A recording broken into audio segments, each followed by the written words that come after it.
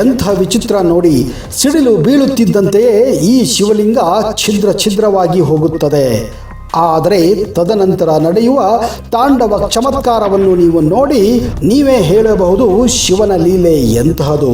ಇದನ್ನು ನೋಡಿ ಯಾರಾದರೂ ಸಹಿ ಶಿವನನ್ನು ನಂಬಲೇಬೇಕು, ಶಿವನನ್ನು ನಮಿಸಲೇಬೇಕು. ನಮಸ್ಕಾರ ಸ್ನೇಹಿತರೆ, ಫೋಕಸ್ ಚಾನಲಲ್ಲಿ ನಿಮಗೆಲ್ಲರಿಗೂ ಅದ್ದೂರಿ ಸ್ವಾಗತ. ನಾನು ಪ್ರಸ್ತಾಪಿಸುತ್ತಿರುವ ಈ ವಿಷಯ ಪ್ರತಿ 12 ವರ್ಷಕ್ಕೊಮ್ಮೆ ಜುಲೈ ತಿಂಗಳಲ್ಲಿ ನಡೆಯುವಂತಹ ಈ ವಿಸ್ಮಯಕ್ಕೆ ಸಾಕ್ಷಿಯಾಗಲು ಸಾವಿರಾರು ಜನರು ಈ ದೇವಸ್ಥಾನಕ್ಕೆ ಭೇಟಿ ಕೊಡುತ್ತಾರೆ. ಹೌದು, ನಾನು ಹೇಳುತ್ತಿರುವ ಈ ಶಿವನ ಅದ್ಭುತ ಪ್ರಾಚೀನ ದೇವಾಲಯ ಹಿಮಾಚಲ ಪ್ರದೇಶದ ಕುಲ್ಲು ನಗರದಲ್ಲಿ ಪಾರ್ವತಿ ಮತ್ತು ಬಿಯಾಸ್ ನದಿ ಸಂಗಮದಲ್ಲಿ ಸ್ಥಿತವಾಗಿದೆ.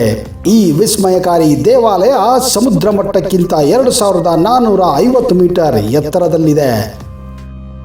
ನಂಬಿಕೆಯ ಪ್ರಕಾರ ಈ ದೇವಸ್ಥಾನ ಸುತ್ತಲೂ ಇರುವಂತಹ ಪರ್ವತಗಳು ಶೇಷನಾಗನ ರೂಪ ಎಂದು ನಂಬಲಾಗಿದೆ. ಈಗ ನಾನು ಹೇಳಲು ಹೊರಟಿರುವ ವಿಷಯ ನಂಬಿಕೆಗೆ ಮೀರಿದ್ದು. ಅಂತಹ ವಿಷಯ ಏನದು? ಯಾಕೆ ಇಲ್ಲಿ ಶಿವನ ಮೇಲೆ ಸಿಡಿಲು ಬೀಳುತ್ತದೆ? ಬಿದ್ದ ಮೇಲೆ ಏನಾಗುತ್ತದೆ? ಈ ಎಲ್ಲ ವಿಷಯವನ್ನು ತಿಳಿಯಲು ಈ ವಿಡಿಯೋನ ನೀವು ಸಂಪೂರ್ಣವಾಗಿ ನೋಡಲೇಬೇಕು. ಅದಕ್ಕಿಂತ ಮೊದಲು ಈ ಚಾನಲನ್ನು ಸಬ್ಸ್ಕ್ರೈಬ್ ಮಾಡಬೇಕು. ಒಂದು ವೇಳೆ ನಿಮಗೆ ಈ ವಿಡಿಯೋ ಇಷ್ಟ ಆದರೆ ದಯವಿಟ್ಟು ಎಲ್ಲರ ಜೊತೆ ಶೇರ್ ಮಾಡಿ, ಲೈಕ್ ಮಾಡಿ. ವಿಜ್ಞಾನಕ್ಕೆ ದೇವರ ಮೇಲೆ ನಂಬಿಕೆಯೇ ಇಲ್ಲ. ಈ ಸೃಷ್ಟಿಯನ್ನು ವಿಜ್ಞಾನವೇ ಸೃಷ್ಟಿಸಿದೆ ಎಂದು ಅವರು ನಂಬುತ್ತಾರೆ. ಸ್ನೇಹಿತರೆ, ಯಾವುದೇ ಸೃಷ್ಟಿಯಾಗಬೇಕೆಂದರೆ ಅದರ ಹಿಂದೆ ಒಬ್ಬ ಸೃಷ್ಟಿಕರ್ತ ಇದ್ದೇ ಇರುತ್ತಾನೆ. ಇದೇ ಜಗತ್ತಿನ ನಿಯಮ, ಇದೇ ಪ್ರಕೃತಿಯ ನಿಯಮ. ಅದಕ್ಕೆ ನಾನು ಹೇಳೋದು, ದೇವರಲ್ಲಿ ನಂಬಿಕೆ ಇರೋರು ಮಾತ್ರ ಈ ನಾನು ಹೇಳುವ ವಿಷಯವನ್ನು ನಂಬುತ್ತಾರೆ. ಯಾಕಂದರೆ ನಾವಿರುವ ಪ್ರಕೃತಿ ಎಷ್ಟು ವಿಚಿತ್ರವಾಗಿದೆಯೋ ಅಷ್ಟೇ ವಿಸ್ಮಯಕಾರಿಯೂ ಆಗಿದೆ. ಹಾಗೆಯೇ ಈ ದೇವಾಲಯ ಹಾಗೂ ಈ ಶಿವಲಿಂಗದ ವಿಶಿಷ್ಟತೆ. ಇಲ್ಲಿರುವ ಶಿವಲಿಂಗದ ಮೇಲೆ ಪ್ರತಿ 12 ವರ್ಷಕ್ಕೊಮ್ಮೆ ಸಿಡಿಲು ಬಡಿದು ಶಿವಲಿಂಗ ಛಿದ್ರವಾಗಿ ಹೋಗುತ್ತದೆ.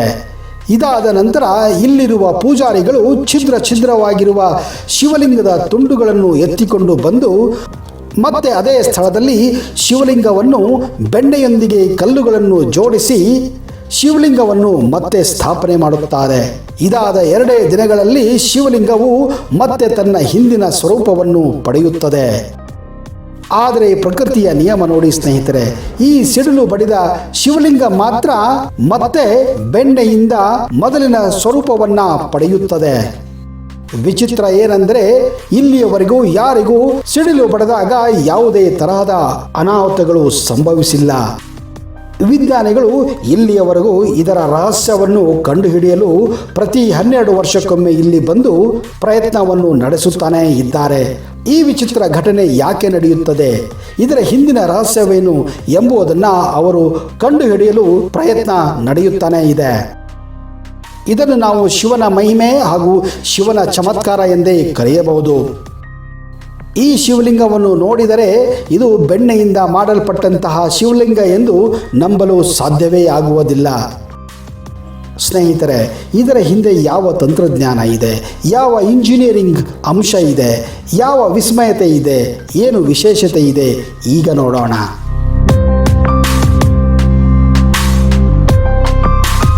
ಪುರಾಣಗಳ ಪ್ರಕಾರ ಈ ಪ್ರದೇಶದಲ್ಲಿ ಕುಲನ್ ಎಂಬ ಒಬ್ಬ ರಾಕ್ಷಸನಿದ್ದನು.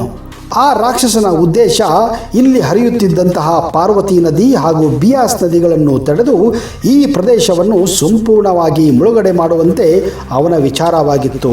ಒಂದು ವೇಳೆ ಈ ಪ್ರದೇಶ ಸಂಪೂರ್ಣವಾಗಿ ಮುಳುಗಡೆಗೊಂಡರೆ ಇಲ್ಲಿರುವಂತಹ ನಾಗರಿಕರು ಹಾಗೂ ಪ್ರಾಣಿಗಳು ಸಾಯಲಿ ಎಂದು ಅವನ ವಿಚಾರವಾಗಿತ್ತು. ಆದ್ದರಿಂದಲೇ ಅವನು ಹಾವಿನ ರೂಪವನ್ನು ತಾಳುತ್ತಾನೆ. ಪಾರ್ವತಿ ನದಿಯನ್ನು ತಡೆಯುತ್ತಾನೆ. ಆಗ ಅಲ್ಲಿ ಜಲಪ್ರಳಯ ಉಂಟಾಗುವ ಸಂಭವ ಎದ್ದು ಕಾಣುತ್ತದೆ. ಆ ದುಷ್ಟ ರಾಕ್ಷಸನ ಯೋಚನೆಯನ್ನು ಅರಿತ ಶಿವನು ಭೂಮಿಗೆ ಬರುತ್ತಾನೆ. ಈ ನದಿಯನ್ನು ತಡೆಯುತ್ತಿರುವಂತಹ ಆ ರಾಕ್ಷಸ ಅಂದರೆ ಆ ಹಾವನ್ನು ಯುದ್ಧಕ್ಕೆ ಆಹ್ವಾನ ಮಾಡುತ್ತಾನೆ. ಹಾಗೆಯೇ ಆ ಹಾವಿನ ಬಾಲಕ್ಕೆ ಬೆಂಕಿಯನ್ನು ಹಚ್ಚುತ್ತಾನೆ. ಆ ಬೆಂಕಿಯನ್ನು ನೋಡಿದ ಆ ಹಾವು ಶಿವನ ಎದುರುಗಡೆ ತನ್ನ ಹೆಡೆಯನ್ನು ಬಿಚ್ಚುತ್ತದೆ. ಹೆಡೆಯನ್ನು ಬಿಚ್ಚುತ್ತಿದ್ದ ಹಾಗೆ ಶಿವನು ಆ ಹಾವಿನ ರುಂಡವನ್ನು ತನ್ನ ತ್ರಿಶೂಲದಿಂದ ಪ್ರಹಾರ ಮಾಡುತ್ತಾನೆ. ಕ್ಷಣಾರ್ಧದಲ್ಲಿ ಆ ಹಾವು ಸಾವನ್ನಪ್ಪುತ್ತದೆ. ಇಂತಹ ಸಾವನ್ನಪ್ಪಿದ ಆ ಹಾವು ಕ್ಷಣ ಮಾತ್ರದಲ್ಲಿ ಆ ಸಂಪೂರ್ಣ ಪ್ರದೇಶ ಬೆಟ್ಟಗಳಾಗಿ ಪರಿವರ್ತನೆಗೊಳ್ಳುತ್ತದೆ. ಇದೇ ಕಾರಣ ಅಲ್ಲಿ ದೊಡ್ಡ ದೊಡ್ಡ ಪರ್ವತಗಳು ಕೂಡ ಬೆಳೆದಿವೆ.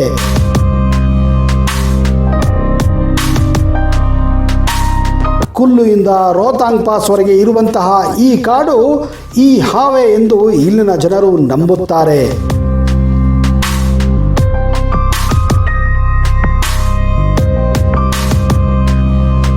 ಇದಾದ ನಂತರ ಕುಲಂತ ರಾಕ್ಷಸನು ತನ್ನ ದುಷ್ಟ ಯೋಚನೆ ಸಂಪೂರ್ಣವಾಗಿಲ್ಲ ಎಂದು ಇಂದ್ರನಲ್ಲಿ ಒಂದು ವರವನ್ನು ಪಡೆಯಲು ಮುಂದಾಗುತ್ತಾನೆ.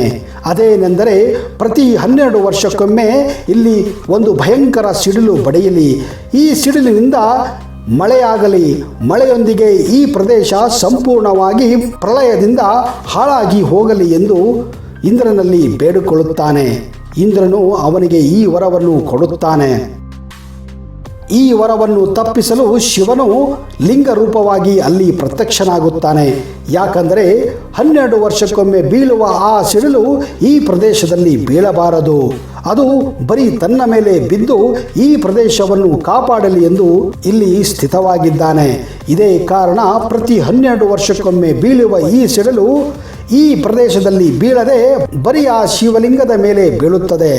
ಹೀಗಾಗಿ ಆ ಸಿಡಿಲಿನ ಪ್ರಭಾವ ಎಷ್ಟು ಇರುತ್ತದೆ ಎಂದರೆ ಈ ಸಿಡಿಲು ಬಡಿದಾಗ ಆ ಶಿವಲಿಂಗ ಛಿದ್ರ ಛಿದ್ರವಾಗಿ ಹೋಗುತ್ತದೆ.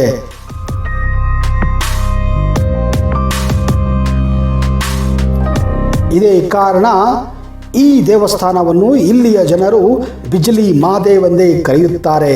ಹಿಂದಿಯಲ್ಲಿ ಬಿಜ್ಲಿ ಅಂದರೆ ಸಿಡಿಲು. 12 ವರ್ಷಕ್ಕೊಮ್ಮೆ ಇಲ್ಲಿ ಅತಿ ದೊಡ್ಡ ಒಂದು ಜಾತ್ರೆಯು ಕೂಡ ನಡೆಯುತ್ತದೆ. ಸ್ನೇಹಿತರೆ, ಒಂದು ವೇಳೆ ನೀವು ಹಿಮಾಚಲ ಪ್ರದೇಶಕ್ಕೆ ಕುಲ್ಲು ಅಥವಾ ಮನಾಲಿಗೆ ಹೋದರೆ ದಯವಿಟ್ಟು ಬಿಜ್ಲಿ ಮಹಾದೇವ್ ದೇವಸ್ಥಾನವನ್ನು ಭೇಟಿ ಕೊಡಿ. ಜೈ ಮಹಾದೇವ್.